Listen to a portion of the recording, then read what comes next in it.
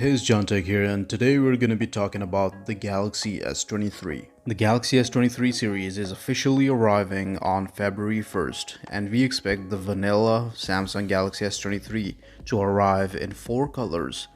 Today, we get to see the press images of the vanilla smartphone, including the new Mystic Lilac color that hasn't been part of the rumor mill. The trio of cameras will be the only element protruding from the back panel, while the back panel will remain glass, likely a Corning product. According to WinFuture, the names of the 4 colors are Phantom Black, Botanic Green, Mystic Lilac, and Cotton Flower.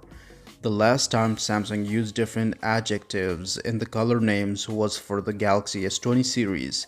Since then, all the paint jobs were called Phantom. The Galaxy S23 is expected to have an exclusive Snapdragon 8 Gen 2 chipset with a custom overclocked CPU.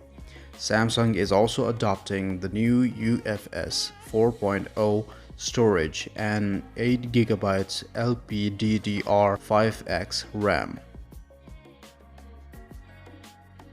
So that's everything, guys. Let me know what you think about that, and also don't forget to subscribe, and I'll see you soon.